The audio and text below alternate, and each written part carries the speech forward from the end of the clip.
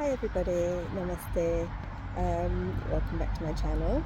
I came across this video, just a little warning, it's a bit upsetting, but it's an example of how a child got misled and misguided perhaps.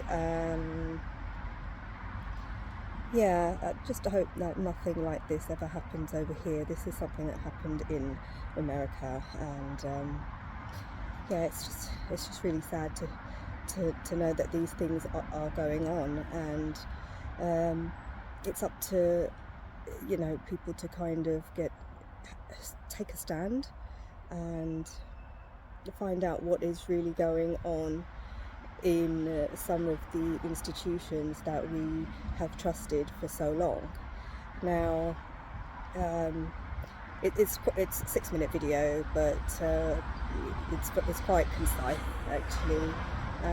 It's a story from a mother, so I really do feel the emotion.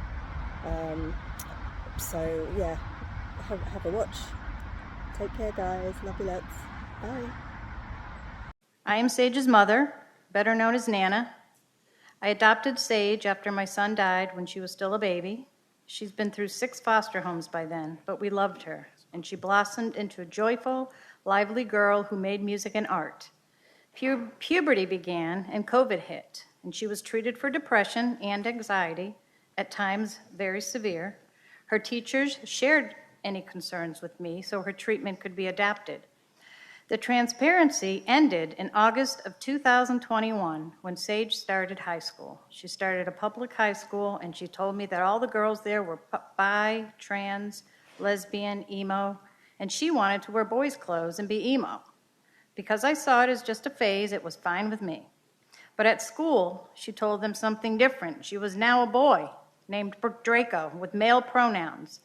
Sage asked the school not to tell me, and they did not tell me, even though I informed them of her mental health history and medication. If I had known, this would be a much different story. She was terribly bullied. No one told me, but boys followed her, touched her, threatened violence and rape. Something happened in the boys' bathroom, but for 2 days, the school told me nothing. They kept meeting with Sage alone, and she became so distraught, they called me to pick her up. That evening, I found a hall pass labeled Draco, and Sage told me she was identifying as a boy, and that her counselor said she could use the boys' bathroom. She'd been jacked up against the wall by a group of boys. She was crying, terrified. I said, just stay home, we'll figure it out. That was my last conversation with Sage for 5 months. The night she ran, she thought to a young friend she'd met online. She left a note saying she was scared of what would happen if she stayed. The sheriff, FBI, search dogs were called in. I dropped to my knees in prayer. 9 days later, the FBI found her in Baltimore. My baby had been lured online, sex trafficked by DC, then Maryland. She was locked in a room, drugged, gang raped, and brutalized by countless men. It was night. The FBI told us to pick her up in Maryland the next morning. We packed our cars with blankets and stuffed animals and arrived by 8 a.m. But we were told we couldn't see her and were summoned before Judge Robert Kershaw late that afternoon. They didn't even tell Sage that we came for her. We finally entered the courtroom, and Sage appears on a huge Zoom screen from a prison cell. She looks tiny and broken, and I cry out, "I love you, Sage." Sage responds, "I love you too, Nana." But attorney Anissa Khan rebukes us. She is a he, and his name is Draco, not Sage. We were floored. What? Khan accuses us of emotional and physical abuse, that we are misgendering her. Even though we just learned she claims to be trans and we're willing to use any name and pronouns to bring her home. My husband was so tearful he kept forgetting the new pronouns, so the judge had the bailiff remove him from the courtroom. I was pleading for my child to be returned and treated for her unspeakable trauma. Judge Kershaw told me if I used the word trauma again, he would throw me out too. For over 2 months, he withheld custody. He housed Sage in a male quarters of a children's home. Sage told me she was the only girl and repeatedly assaulted. She was given street drugs by the other kids, and Con told her she didn't care. She just wanted to win the case and all the way to Supreme Court if necessary. Con tried to prove abuse, but we were eventually cleared by both states of all charges. Sage later told me Con had told her to lie, that we hit her. Con even had Sage's school counselors testify against us, though they barely knew Sage, and they didn't know us at all. Con told my precious child I didn't want her anymore. I found out Sage never received any of the letters I sent her.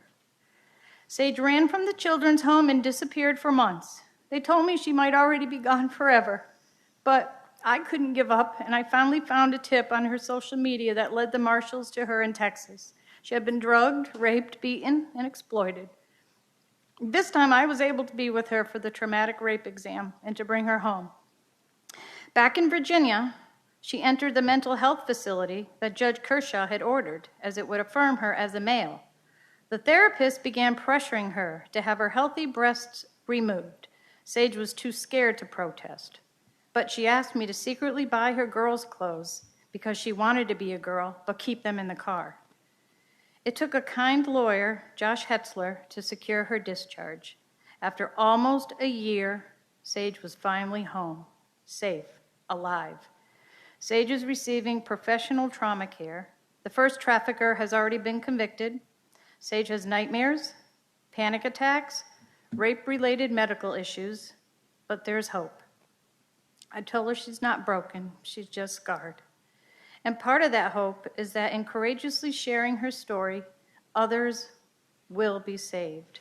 Sage said she doesn't know who she was back then. She wasn't a boy. She just wanted to have friends.